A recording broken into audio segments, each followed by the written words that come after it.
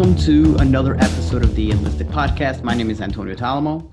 And my name is Casey Coleman. And here we are once again, another week, another podcast.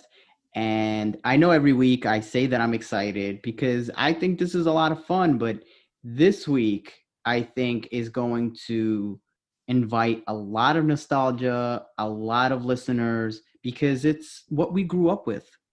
Yes, this one was definitely a lot of fun, Antonio. I think today's show, we're going to be talking about our top 5 Nickelodeon shows from our childhood. And I mean, for me, Nickelodeon is so classic. And we're going to talk about our favorite theme songs. We're going to talk about our top 5, which I can tell you now, mine does not have some classic ones that I believe most people would have. It's But controversial. it is, but I mean, it's when I turn on Nickelodeon or when I go on YouTube and watch clips, I just automatically feel young again. I know. To be honest, if I had cable, I would still watch Nickelodeon. I grew up on Nickelodeon as a kid. I actually did not go to preschool. My family, they just didn't have the funds to send me, and I quite literally grew up on Nickelodeon. I am the person I am today because of the shows I watched as a kid for much of my childhood.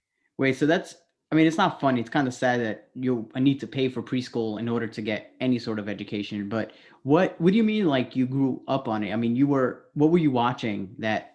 I would start my days with Nick Jr. Of course. And then I would watch, what was on after school, Nickelodeon. I would anticipate that animation block that would come on later on in the day. And then, I had a bedtime. I had a bedtime for probably too much of my life. But when I could, I would, Nick at Night, a Snick. If you remember that big orange couch, Saturday Night Nickelodeon, which was like the hottest ticket in town. I loved all things Nickelodeon. I think as a kid, had I had the chance to go down to Nickelodeon Studios, I think I would have like died on the spot. I remember growing up. I mean, we've talked about not having a lot of money, and I don't know if you felt jealous, but do you remember when they would be down in Orlando, Florida, and Yes, they like would I don't be know why I thought that was like millions and millions and me millions of too. miles away. Not only that, I just thought like rich people got to go to that. Like I just Yeah. And now I'm like Orlando. I'm like I could get a ticket there for $16. I really always wanted to be on those TV shows when they were sliming people, and I'm like, for me, it just was not a realistic thought. So the fact that I thought it was like Fantasyland just goes to show. And what I love too about Nickelodeon was I think subconsciously, one of my favorite colors is orange. And I think it's because of Nickelodeon. Like Nickelodeon always was so loud and just like orange and green slime and the Kids' Choice Awards. That's how I first started to vote, honestly. I remember like begging my dad, asking if I could go online and asking him if I could vote. Do you remember Nickelodeon magazine, those commercials? Dude, I used to actually get those. I begged my parents for them, and I find Wow. I mean, they're good as advertised. They were so much fun. Yeah. I didn't even remember that those were things until you mentioned it right now. Wow. Yeah, I was never allowed to have a Nickelodeon magazine subscription because we just didn't have the funds. But oh my gosh, I always wanted one. Always. I remember thinking it was such a cool, fun activity booklet, and I always, always wanted in. Yeah, I'm a big fan of like those little books with things to do and read and you mentioned growing up on Nickelodeon, Casey, but when I came from Italy, I didn't know English and I was learning words I from. was just gonna say, yeah, you must have been a culture shock for you to be learning, Nickelodeon and slime and all of these things. Yeah, I mean, but I also, to your point, like it did account for like my education. And I know this is a classic, and I'm wondering what shows you used to watch as a kid. But I remember like Blue's Clues was everything. Yes. Oh, I loved Blue's Clues, and I think that might make an appearance later on in the show. But yeah, I mean, that's for me how I learned about deductive reasoning, logic, right? No, it sounds silly, but really, here's a series of information that we're going to put out here for you, and you have to kind of piece together the dots. If you remember about Blue's Clues, there was the original one, which was Steve. And then his cousin Joe. And then Steve, quote unquote, went to college. And then Joe came in, and I Yes, at he that point did. I was a little bit too old to be watching it because I don't remember when Joe came, but I was definitely like in my teenage years. But I remember feeling like, who the hell is this dude? Yes. Like, you don't get to take over. Like, Steve is the only Blue's Clues I want to watch. Yes. And I mean, I think that's too just a testament of the show that it clearly was that popular. It was later had come out that he was balding and they did not feel that it was appropriate for him to sort of be on TV in that format. And I have actually, Wait, was that it? yes. So I've actually, and I think this, like I said, will come up a little bit later on in the show, but I am heavily invested in Blue's Clues. And it was the actor's sort of decision. He had kind of come out and say, he was like, I don't really necessarily want to be balding on TV in front of people. And so that was sort of the straw that broke the camel's back, if you will. And he just kind of walked away from it. Interesting. Do you remember what the rumors were about him? Because I remember that, and maybe because I grew up where I grew up, but I remember that the rumors were like he was on drugs. Nope. Yep. No, he was balding.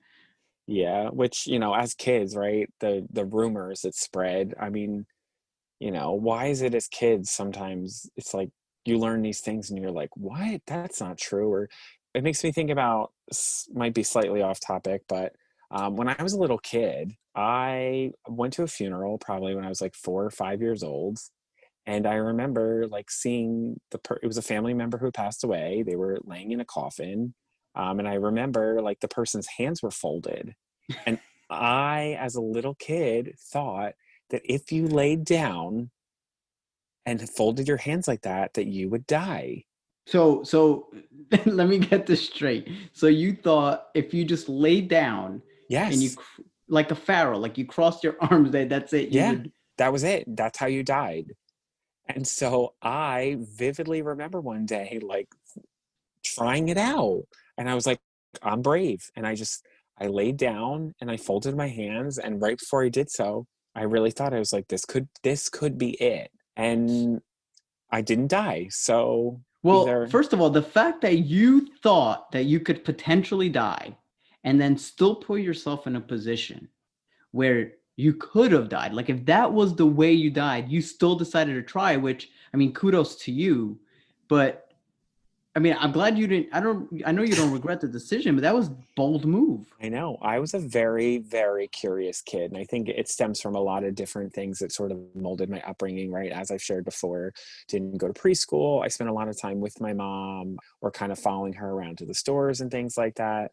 I also grew up in a family where my mom is deaf. So I know sign language and obviously English.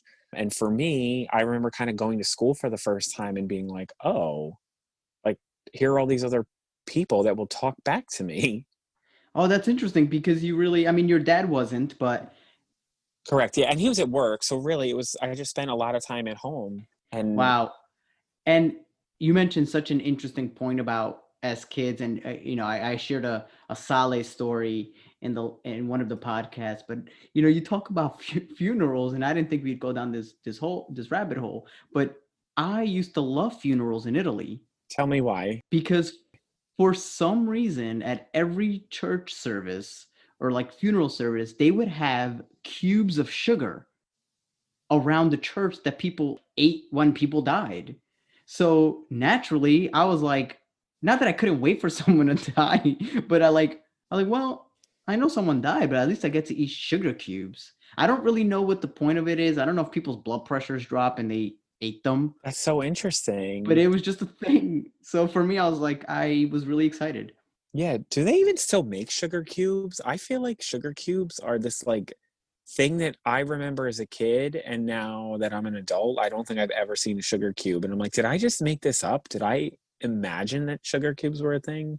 Sugar cubes were a thing, and as I say it out loud, I'm a little bit upset that they're not a thing because I waited to be an adult to use sugar cubes in my coffee. I just feel like they're so convenient and they're so consistent. You can use the same sugar amount every time. Yeah. Why has it got to come in a packet now? God, they I don't ruin know. everything. Everything. That's really funny. I mean, yeah, you definitely have an interest in childhood. I know, you mentioned having to learning ASL Yes. Learning ASL. and communicating with your mom, and I'm sure that has definitely brought up some interesting views on things. Oh, sure. I always attribute, so random facts. I think I'm a really good speller. And I think a piece of that comes from, again, being a little kid and having to sort of communicate and be my mom's interpreter at times. And, I'd be 5 years old spelling words that I didn't even know what they were, but I knew the alphabet. And so I would ask the person, tell me what letters to sign. And I'd sign back and forth and sort of be this like interim person back and forth. And it definitely, yeah, I don't know. I think that's part of why I'm a good speller. And I think it's why I have a little bit of a more imaginative imagination, Oh, because 100%. it's not that, like I said, I didn't grow up like a feral animal in boxes. Like I had a lot of time where I was just left with my own imagination. And so I loved things like Legos. I loved art, self-expression, anything like that. And I think that probably, deeply psychologically came from just wanting to be heard. Yeah, for sure. And no pun intended on that, right? Yeah. It just this idea of silent household because you were signing, but at the same time, yeah, you wanted to be heard. And then you went to school. And speaking of being heard, right? Do you remember as a kid, and maybe I'm the only one, that I used to watch, like, I remember Blue's Clues and Dora the Explorer, and at times they would ask you a question and then you yell at the TV. And Yes. I do think we were I a smidge old for Dora the Explorer, but no judgment. well, I was still learning English, so for True, me, true, it paid true. off. I'm sorry. I I was watching. Yeah, I mean, just last week it was the last time I watched it. Still learning Spanish. Bate There you bate go. chocolate is what I vividly remember. Oh my But gosh. and the hand motion that came with that. But the yeah, I remember just like yelling at the TV and then swearing up and down that there was like a microphone and that they could hear The me. TV could hear you. Yes. Was that just me? No, I remember that too. I also vividly as a kid remember wanting so badly for smell-o-vision to be a real thing. I feel like I wanted to be able to smell what was happening on TV. And I don't know. I just felt like technology wise, we should be closer to that. Yeah, I'm How are we disappointed. not there yet? Yeah, I'm very disappointed. And They can send you deodorant to your house via a drone, but I can't smell what slime smells like. Come yeah, I on. always wondered what it smelled like. And sometimes they would like eat it. So I was like, does it taste good? You know what? It's funny. I just realized this now. I always thought it taste like I imagined it to taste like sour apple, like a sour apple candy. Yes, which would make sense. I mean, it was lime green, so you would think so. I don't know. I always wanted to taste it. I think every kid wanted to get slimed or a pie in the face, which was really just whipped cream. I was so jealous of that. I always wanted to get pied because I wanted to eat the whipped cream. Yeah. Well, this is really weird for me to say out loud. That's okay. So I also remember on Nick Jr., the transition person, which is like the MC of Nick Jr., was Face. Oh my gosh. Of course, face. First of all, what? What a weird, lazy. I mean, I Yeah, know you were probably going to say that, but just, lazy. It all was right, just a screen, a smiley face. It was an emoji. If you really think about it, face was the first emoji. it was. And I remember him going, "Doo, doo, doo." Like, I don't know how I felt Yeah. about Face, but he took up the whole screen and Hmm. Do you remember, speaking of face and weird hosts of commercials, honestly, do you remember Stickly? Stickly. Yes, No, remind me. Stickly. It was like a popsicle with googly eyes.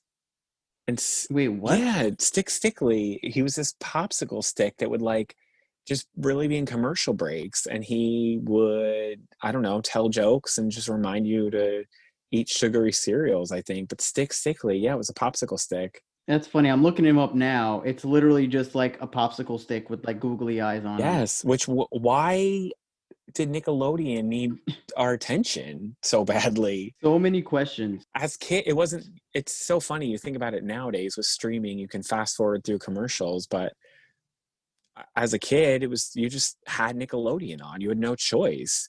You would use the commercial to run to the bathroom or whatever. Yeah, and I remember I'm looking up. Apparently, he was the MC from 1994 to 1998, which is why I don't remember him because I didn't move here till I moved here the summer of 1998. So there was no way I was Oh, gonna remember this dude that looks like a a bald. piece of garbage. Yeah. That's what I was going for. No, that's really funny though. Did you have any things that you did as like, did you have a routine? Because I remember I would eat my cereal in front of the TV. Even as I got older, like as I was watching like regular Nickelodeon and the cartoons, and I remember after school, I would run over to the TV. I forgot what was on exactly, but I would make my celeste pizzas, which I still eat till this Which you day. should not eat, but that's a No, conversation they're for a different delicious. day. No, they're absolutely And for the delicious. white people But out there, he means Celeste. yes, yes, yes. But in Italian, it's celeste. So I'm gonna let y'all decide which one you want to use. But yeah, and that was my routine. I would come home every day, and did you have anything like Oh, that? of course. Oh my gosh. I would, get off the school bus and run home, try to do as much homework as I could as fast as I could. And then I just, I mean, it was all about what was on in Nick in the afternoon. They had, Slime Time Live would be on. They'd have different Yes. cartoons. Just, oh my gosh. That was like my bread and butter. I loved it. We didn't really ever have fun snacks. Like we never had fruit snacks. We never had, What? yeah. Now that I say That was one thing I had in my house. no, I don't yeah, we never had those things. What did you eat as snacks? To be honest, I don't really remember. Goldfish, I think we were allowed to have, or maybe like crackers, pretzels. We definitely had a lot of pretzels. Oh, Jesus. Yeah. You need a childhood. I had Lunchables, I had No, Gushers. Lunchables were like a special treat for a field trip, maybe if I was lucky, but never had Gushers. And so I don't, did you ever have Snack Bin? No. Oh, well, we are going to take a quick segue here to weird Catholic school things that happened to me and probably to nobody What is else. snack So, like bin? in school, especially in the earlier grades, like I remember like first grade, second grade, we would like put our snack, we couldn't hold on to our snack. Like we couldn't be trusted to eat our snack in our desk or anything like What? that. So we would all put our snack in a bin, and then at snack time, like somebody would pass out the snacks, whatever. And so the only time I ever got to eat like a Gushers or a fruit by the foot was if somebody like put a snack in the bin and then forgot about it. And then like no one. Wait, hang on. Wait. Hold up.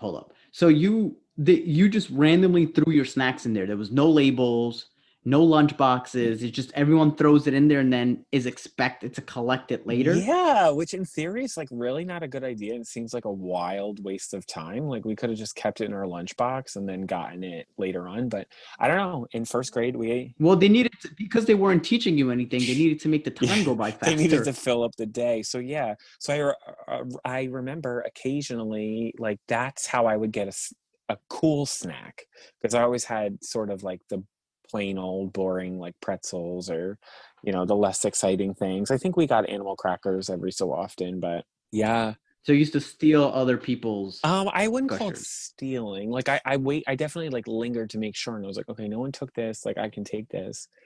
Man, you were a sad child. Yeah, I'm better now. Yeah, you are better. And now you have adult money and you can buy all the Yes. gushers you And now want. I take a gummy multivitamin because I can. Yeah, I know. Now we're the Flintstones and all of those things. That's funny. Now, my favorite part about Nickelodeon would one, it was wildly creative. I do think that they never really held back. I know.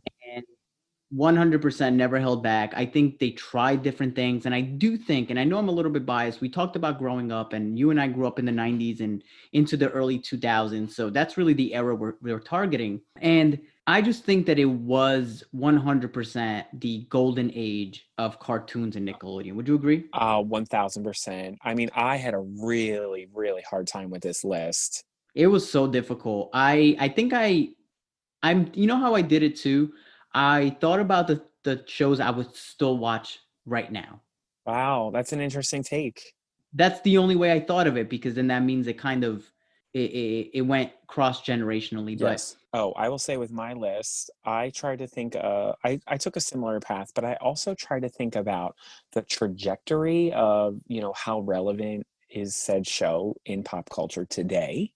yes, same So here. that was kind of the lens I tried to look at it through, but it was a very, very, very tough time to narrow this down to five. I would go mistaken if I did not say that. Aside from all of that creativity, my favorite part was the theme songs that I sometimes just want to jam out to. Do you have a favorite, or can you remember any that stick out? Oh my gosh. Well, not only theme songs, but I think some songs from some of these shows. So, one theme song that sticks out in particular for me that I find myself humming every so often is from Fairly Odd Parents, that opening theme song. Wow, that's a classic. Hop to Rubber Goose, Green Goose, Gava Juice, Giant. Like, and you know me, I Did you don't just make know. that up, or those Those are the lyrics. Yeah. I, are they? yeah. What? I need it one more time. Hop Toos, Rubber Goose, Green Moose, Guava Juice, Shines Cake, Birthday Cake. Wow. Oh my gosh. Wait. Wow, What? that's really impressive considering you always messed up. So here's what you need to know about Casey.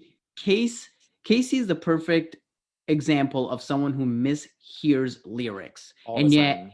with the Fairly Odd Parents, the fact that they're so random and so weird, that's the only reason he remembers it. Probably. Yes. And I mean that what a bop. That was a great one. How about for you? Any Well, songs? for me, I end up this is a low key one, but it's the Doug theme song. And so, Yes. doo, doo, doo. And it sometimes I just catch myself humming it or singing it, and I'm like, wow, that was a jam. I kind of like that. That show was weird. Wow, was that Yeah. It was definitely it was one of their first shows too. It was definitely not as over the top as some later shows, but that's one I hum every so often too. I think of SpongeBob is another iconic one in terms of theme oh, of song. course. It's starting out with that action of "Are you ready, kids?" Like just genius. But Call and there's response as a kid. And also for me, it was Cat Dog. one fine day with a wolf and a pirate baby was born with the cause little star. Yeah. Oh my gosh. What? Casey, I'm really impressed by you. But of course, Yeah. you also have to remember like Rugrats was classic. Yes. The that little. Intro. Also, fun fact about Cat Dog: the person who plays Dog in Cat Dog is also the voice of SpongeBob. Fun fact. I believe that a lot of characters overlap like that, and many male characters on shows were always voiced by women. Which is interesting. I guess because if they're younger, I guess women have, higher voices, which I imagine would make Yes. sense. I'm not Well, sure. and women should run the world. Well, I don't disagree with that. So yeah, there's definitely some really good songs. But shall we get into our list, sir? I'm really excited. I think this is going to bring up a lot of nostalgia.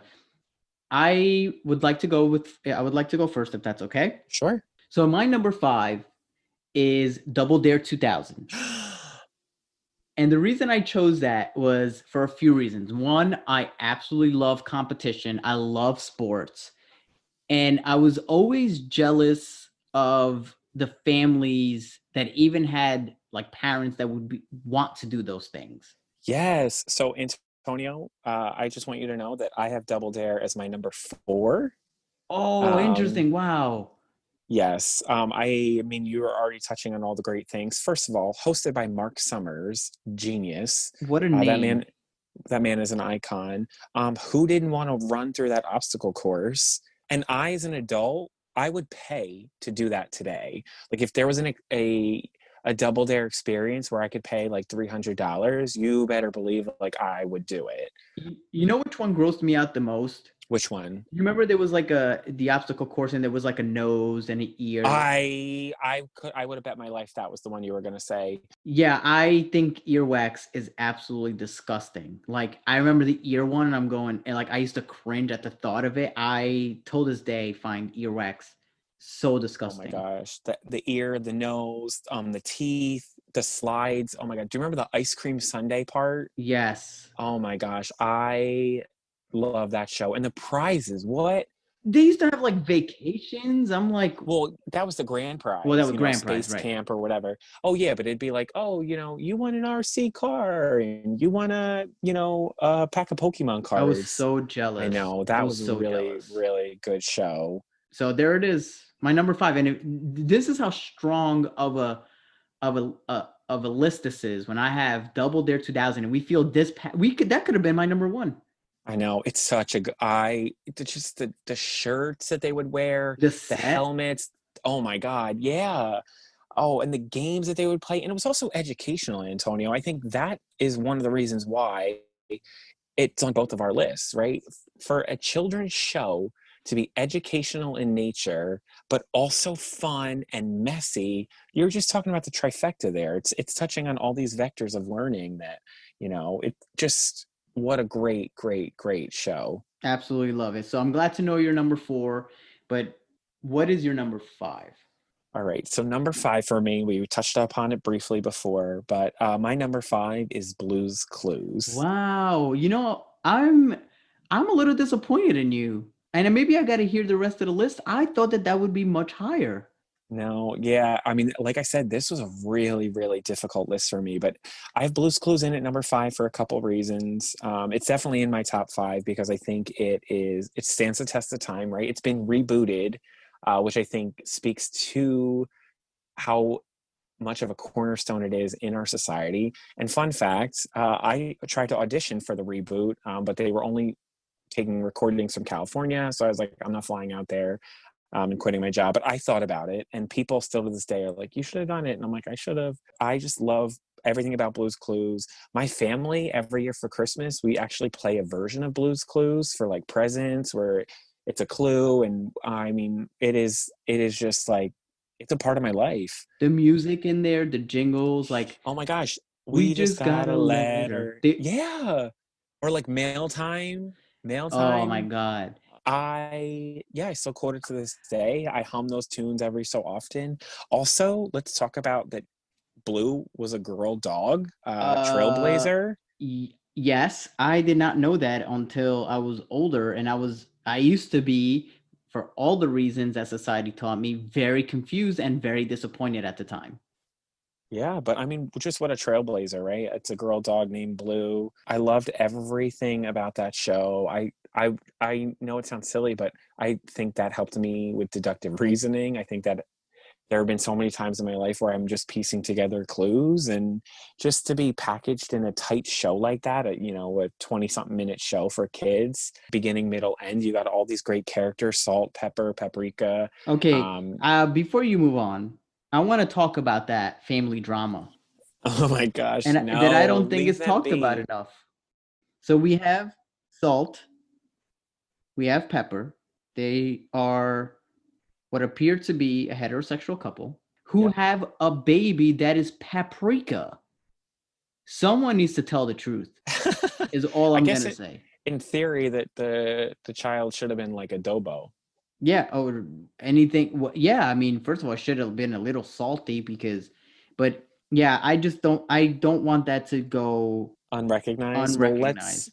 let's not taint the experience. Let's let us live here. And that's my number 5. You got my number 4. So Antonio, what do you have at number 4? My number 4 was every kid's dream to be this kid, and that is because he had two Fairly Odd Parents. And that is my number 4 because I believe that, first of all, it was clever, it was funny, but I also believe that everyone wanted to be Timmy Turner. Yes. Yes. I mean, that's bravo. That was a great show. Just what a beautiful premise, right? When you think about Timmy Turner, the whole idea, like, every kid has fairy godparents, and then they get older and then they forget that they ever had them. Like, what a deep Yes. message that is for kids Well, and if you about really look at, happiness. no, go ahead. Oh, I was just going to say, what a message that sends about happiness and chasing joy and, your memories. It's really, really something when you really zoom out and look at the whole picture. Well, and if you look at the actual storyline, he has his parents are a nightmare. They don't care about him. They neglect him.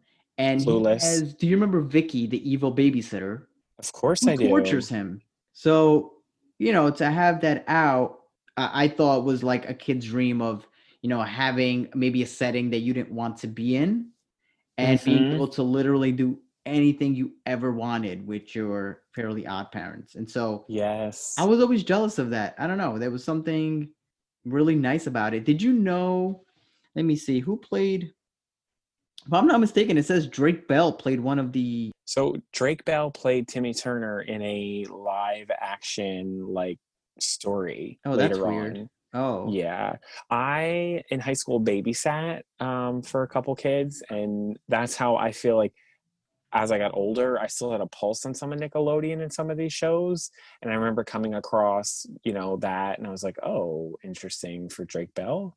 But no, that show is definitely great. Do you remember when they would do the crossover, Antonio, the Jimmy Timmy Power Hour with Jimmy Neutron and Timmy Turner? those are, I mean, I feel like they were like, they could have lived in the same neighborhood. I love that show. And I mean, I love Jimmy Neutron as well. But I just remember, any of those big, Nickelodeon, it was just like must see TV, right? Where it was like, oh, they're going to interact and they're going to cross over. And it was just, oh my It gosh. I was so remember as a cool. kid getting so excited for those. That is a great one to have at your number So four. there it is, my number 4. Well, Antonio, this list just gets harder and harder. And I It's think we're so hard.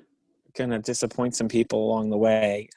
Number 3 for me, and I'm confident this is on your list. And if it's not, I don't know you as well as I think I do. But Okay. my number 3, Uh-huh. No, I'm scared because I think I'm gonna be disappointed. But go ahead. my number 3 is Hey Arnold. Oh, yes. Okay. So I'm not that disappointed. I actually have Hey Arnold at number 2. It is my oh, it's such a good show. Oh my God, it's a great show. First of all, it's just such a pure show. And I love that in a kids show, right? It's not sometimes these over complicated plots, right? Not to discredit Fairly Odd Parents, right? But thinking of a show, okay, that was all about a kid that had these magical fairy godparents that helped him do whatever he wanted. But Hey Arnold was a real show. Like, this kid rode the subway, he took the bus, he walked to school, He you played know baseball, stickball. Yeah. yeah. Oh my gosh. So many iconic characters like Monkey Man, the Jolly Ollie Man. Just, oh my Stoop gosh. Kid. Stoop Kid. We all knew that Stoop Kid was afraid to leave the stoop. That was just such a good show. I also, Antonio, the reason why I have it in at number 3 is I just love that it was about a non-traditional family. Well, and I was going to mention that because so there's a few reasons you mentioned already, but a few other reasons why I really loved Hey Arnold is one, he lived in like a very urban area, which I could relate to. So, walking, taking the bus, houses stuck together, the Mm-hmm. camaraderie that came with just going outside and seeing if your friends were out there. I know you can't really do that in a lot of suburban or towns where the houses are spread apart. And I love that. And secondly, you mentioned the non-traditional, which I want you to talk about, but also the diversity. And listen, when I say diversity, it's relative because there isn't a bunch of representation, but there's more than I've seen in other cartoons that early on. There's an Asian girl. He has a black best friend. Yeah, I think that show really transcended. When you really look at it, right? If you think about 90s shows like that and just shows back then in general, I think it was definitely at the forefront of diversity. Even with him having a football shaped head and living with his grandparents and, even the boarders that lived within the boarding house, right? You had Mr. Wynn, you had Ernie, I think was his name, the like Yep. construction guy, the short guy, like just such depth to everybody. I love that they would always give you backstory on some of these characters, and they often had very, very sort of like dark and deep roots sometimes. But they were real. I mean, they were really describing some of the things that happened in those Yes, neighborhoods. yes. And my absolute favorite episode of Hey Arnold is the Christmas episode where, Mr. Wynn gets reunited with his daughter. Just Wow. what a beautiful, beautiful story. I mean, his bedroom, right? Who didn't want that bedroom with the couch and just the skylight? And oh my gosh, everything about that show was great. His outfit I always thought was cool, even though people would be like, oh, it's a kilt or whatever, or skirt. And it was like, no, it's just a long shirt and he's wearing a sweater over it. Fashion icon. Hey Arnold to me is one of the greatest shows of all time. Yeah, my favorite episode is when it's so hot out, the heat wave. I don't know if you remember that. Yes, of And course. I guess I remember that when the summers, it used to get so hot. Like we used to have air conditioning, but I didn't have one in my room. So it was just, and you would just go outside and you just you wait for what's known in, in Hey Arnold as the Jolly Ollie man, who was charging $20 a snow cone because he would, needed to make money and they flipped over Price the. gouging. Oh my Yeah. God. It was like, that's real. Like I remembered those types of things. So Yes. I'm actually not mad that it's your number 3 because I do have it as a number 2. And I'm so glad. Also, I'm always wondered how Arnold got a shirt on. Can we also talk about his Yeah. room, how cool it was that he had like a glass ceiling? Yes, I made a comment about his room earlier, and you must have zoned out and didn't pay attention to anything I said. But yeah, his room was lit. To be fair, I didn't know you were. I thought you were talking about the other guy's room. That's why I was like, I was lost. The other guy, what? Okay, Yeah. it doesn't matter. No, that show was incredible. I think it's also a testament to how much it's still ingrained in our culture. I know I sometimes like will quote "Hey Arnold" regularly, where I think about the mailman, where he'd be like, "I hate the snow, I hate the rain, man, oh man, I hate the snow." Like when it snows, I sing that to myself. As you should. You know, the episode where they get stuck on the subway and they're like, let's all hold hands here on the subway. It's And such like, a. I wish I could watch it again. it's on Hulu, I believe. So Yeah. we've watched it a couple times, definitely in quarantine and stuff, but I love Hey Arnold. It's a great show. Like I said, this list gets tougher and tougher, Antonio. So what do you got? My number 3, and I think this is a perfect example of a missed career that I think I wanted that I just never realized.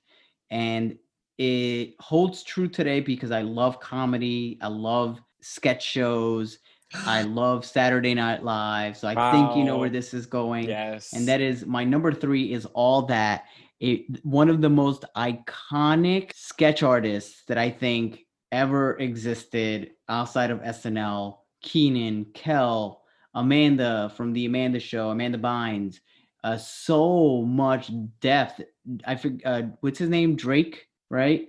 Drake Bell. What's his name? I'm so terrible with No, names. you're I should horrible at probably. names. It's okay. What's his name? But I you know what I'm talking you about. All That was just such a funny show. Yes. Well, and I think what makes all that great was what makes all that is that exactly like you're saying, it was a sort of sketch show for kids, right? So it was, kids probably weren't old enough to stay up and watch SNL or whatever, but this was our SNL. It was an That was our opportunity to SNL. just see short form comedy performed in front of us. Think about a couple iconic clips from that show. There was Amanda Bynes doing that's me, where she would kind of get those at-home letters, or there was Lori Beth Dimberg who would give you your vital information you needed for your everyday life. Pierre Escargot. There was Repairman, man. Man. That was one of my Yeah. favorites. No, I And definitely didn't the sketch, the Good Burger, also led to the movie. Yes. led to the movie? Yeah. Welcome to Good Burger, home of the Good Burger. Can I take your order? Yeah, and I remember, they rebooted it with some new kids, and it was actually pretty funny. I mean, it was very SNL like, and I just think sometimes we need to look at what we actually like that we don't realize could be paths in careers. And I wish that I had recognized how much I loved comedy and writing and all of that because I definitely feel like that could have been my calling. Yes, and it's funny you mentioned that about all that, because I think if you really think about it, all that, of course, it would be a hit, because it's just really, if you think about YouTube or TikTok right nowadays that are so popular, it's short videos that people are just digesting. Yep. And so I can totally understand why you have that in your top 5. That is a good one. Thank you. And so my number 2 because it's Hey Arnold, as I mentioned, classic show. So now this is the most we've ever had shows overlap or items on our list overlap. So I'm curious to know where your number 2 is. Yes. So I'm a little worried, because I feel like, I don't know if this will be on your list. I hope it is, but we'll see, and we'll just have to discuss. But number 2 for me, Antonio, it's still on to this day. Who lives in a pineapple under the sea? SpongeBob SquarePants. Just How is that not your number 1, you animal? when I get to my number 1, I think you and the listeners will understand. But No. is SpongeBob your number 1? Yes, SpongeBob is absolutely my number Wow. one. Wow. It is, you want to talk about iconic? The amount of adult humor that still lives on SpongeBob and the most obscure references that come out of SpongeBob I and it is know. still on today. I know. SpongeBob is an icon. It is, it's truly withstood the test of time. Everybody knows a SpongeBob quote.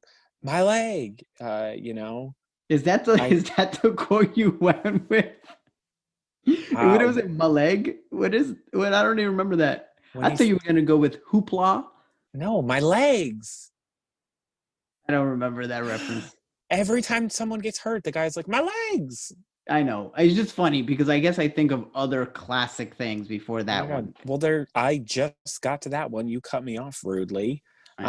I'm sorry. But I'm just really there's, upset that it's not your number one. I know, it is a really, really, really good show.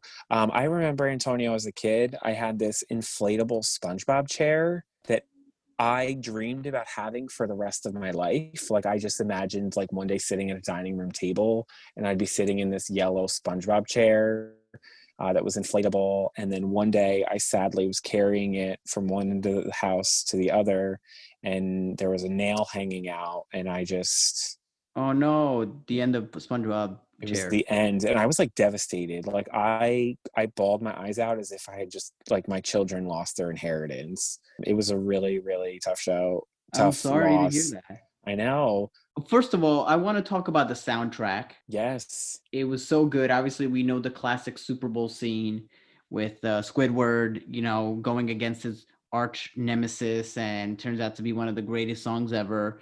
Yes. There's so much great humor, and it's just so straight. Like you think of Mr. Krabs, who has a daughter named That's a Pearl, whale. Yep. that's a whale, and Squidward, who I think is like SpongeBob but acts like he doesn't, and Squidward and Patrick, who's just an idiot but he's smart at the same time. It's just so good. It is a really, I gotta say, it is a great show. What a unique concept. I think it's blazed a trail for sure. I just, I love that show. I remember, as a kid, like, watching it. I remember, I'm pretty sure it premiered after the Kids' Choice Awards one year. Tea at the Tree Dome, with Sandy Cheeks. Just, Sandy Cheeks. and I mean, you want to talk about a show that's really made its way into pop culture. There's so many elements from the show that I quote, we quote here and there, and it is definitely a really, really fantastic show. It is, which is why I don't understand how it's not your number one. So let's go through this. Lead me from your number five. So you have Blue's Clues, which I thought Yes, was going to be much higher. I got Then Blue's you Clues. have Double Dare 2000. Yep. Okay, I can meet you there. What was your number three? Hey Arnold. Hey Arnold, classic. SpongeBob. What is your number one? Antonio, coming in at number one, which aired for 13 years, and I attribute to making me the person I am today. My number one show would have to be the Rugrats. Interesting. That show made me the person that I am today. And is SpongeBob quotable? Yes, but I would also argue that so was Rugrats. Do you know how many episodes I still think about to this day? I will never swallow a watermelon seed because I'm afraid a watermelon might grow in my tummy. You're right about that. And Chucky, I mean, poor little Chucky. He's such an anxious mess. Oh my gosh. Felt bad So for that one. I know. And you know what? It's funny because I think everybody wanted to be Tommy Pickles or saw themselves as Tommy Pickles. Not me. I was definitely, as a kid, a Chucky. I was anxious. I was sort of a ball of nerves. And I would say still to this day, I'm not Tommy. If anything, I'm probably more of a Phil. I mean well, but I do get it wrong at times. Yeah, we always have a saying that Casey is always wrong, but when he's right, he's really right. And I'm always right, but when I get it wrong, I'm really wrong. Yeah. I mean, when I tell you the Rugrats, Antonio, was like a cornerstone of my life, I just, it made me the person that I am. Like, there's so many iconic episodes I can think about, you know, where they thought the sky was falling, where there were mirages when they were trying to cross the playground at high noon. I think about Angelica covering herself in vanishing cream. It is a really funny show, though. I mean, I'm gonna give it this, right? And it's not in my top five because I think I liked it when I was growing up, but not enough to. And it's classic. It's iconic. I get why it's your number one. I'm surprised it's that far, but I could see the impact it had on you. But just to see things from the kid's perspective, I thought Yes. was really, really clever. Which, what a beautiful concept for a show to truly be about the kids and their livelihood. I also loved, from a cartoon perspective, that if something happened in the movie, it then translated on the show. I hated as a Yes. kid when you would watch a movie and it'd be like, oh, just kidding, that never happened. Like in the first Rugrats movie, Dill was born, which Dill Pickles, by the way, genius. Yep. Dill was born, and then for the show moving forward, there was a Dill. He had a little brother, and it was all about their relationship. Were you a fan of the all grown up version? So I knew you were going to ask me this. So when I think about All Grown Up, I remember that when the special came out, I remember telling my parents, I'm like, we need to be home for this. Like, I cannot miss it. We like may have been out, and I was like, well, they are going to have to turn it on wherever we are. And we watched it like wherever we were. I love the special. I do think the show, when it kind of turned into the All Grown Up, it kind of lost its way for me because they Right. weren't necessarily grown up. They were just like 12 or 13 years old. But I was born in 1991. Tommy Pickles was born in 1991. Like, I truly, that's when the show premiered. Like, that to me, it's a piece of my life. I always wanted a Reptar bar. Yes, I agree with that. I still, like I said, I think about principals from that show. Rugrats, when they went to Paris.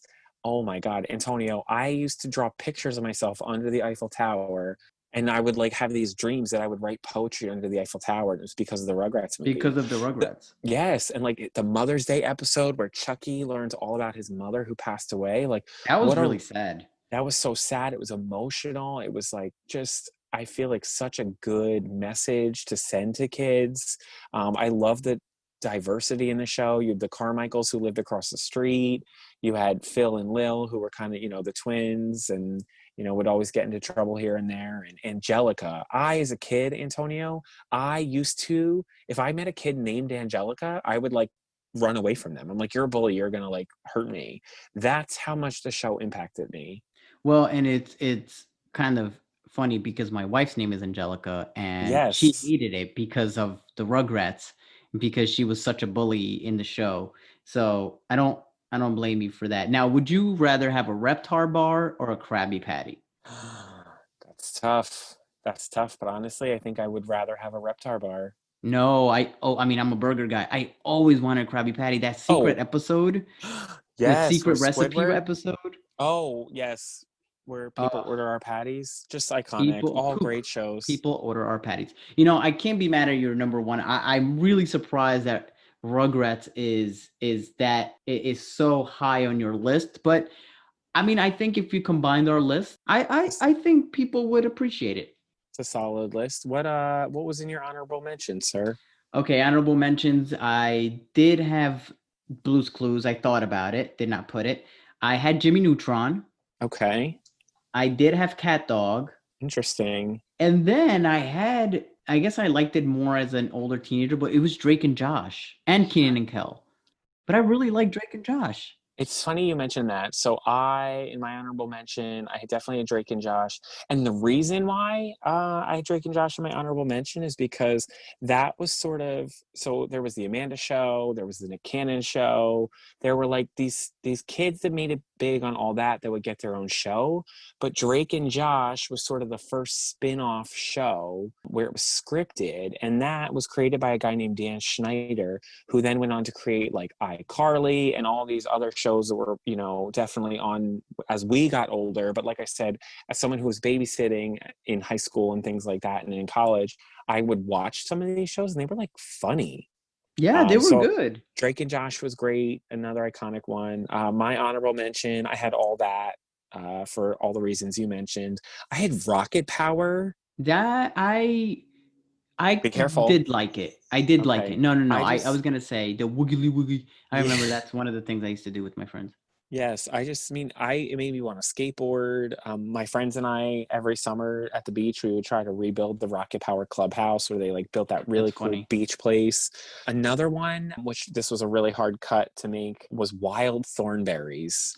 You know, I that show made me uncomfortable. Her little brother made me uncomfortable. What's wrong with that kid? He was found in the wilderness, and if you watched the show, you would have learned all about that. I Um, know that, but still creeps me out. Yeah, but they rescued him from the apes, and that was really noble of them. I just thought their house was cool. It traveled. I loved that it kind of defied gender norms. Like the dad was kind of all over the place, a little bit more feminine, and the mom was like a badass. I loved that show. I just thought about traveling. What a cool premise to talk to animals as a kid. I think any kid, right? You wanted to have some kind of magical, mystical power. And I think that show spoke to it. I definitely had Fairly Odd Parents in there because who didn't want that? Who didn't want to have every wish come true? And I think TV is a cornerstone of our society. I think the shows we watch make us who we are. And I think for a lot of 90s children or people that grew up in the 90s, they can relate to that nostalgia that, maybe some older folks or even younger kids now that don't quite understand. But I don't know, times were different. I agree. But nonetheless, I think that this was really fun to talk through and to actually realize that how much the shows that we watched really shaped us. And also, I think complements who we are as humans. Like I look at mine and definitely made sense as to why I watched Hey Arnold and Fairly Odd Parents and all that. And, it gave me a sense of normalcy in a weird way and comfort. Yes. And I think, that's what we all want from any media we consume, right? Is you either want to like see yourself reflected or just kind of be distracted enough to just enjoy it. And I know for me, Rugrats and SpongeBob and Hey Arnold, they all really did that for me. They just really made me feel like it was okay to be the person that I was. It was okay to be a little bit of an outcast. SpongeBob at times is definitely an underdog, right? He's doesn't always get it right, but He tries hard. exactly, and he's got heart, and those are the things that I try to lead with every day. You are definitely that. I think, Casey, do you think that we tarnished our relationship? Nah, I think we can still stay friends. What I think we need to Yeah, do is we'll just have to have a marathon one day and comb through some old favorites because I would love that. we need to laugh, and I'm sure too the graphics would hurt our eyes Yeah, if I we know. went back and watched. We'd be like, what is that blur? Yeah, seriously, the quality is definitely not up to par to our standards. Folks, there you have it. Here's our top 5 list and another successful week of us debating our top 5 Nickelodeon shows. Again, folks, thank you so much for listening. My name is Antonio Talamo. And my name is Casey Coleman. Peace. Take care. Thank you for listening to the Enlisted podcast. Want more of these podcasts? Be sure to click the subscribe button and leave us a review with a suggestion of what you'd like for us to debate next. Until next time.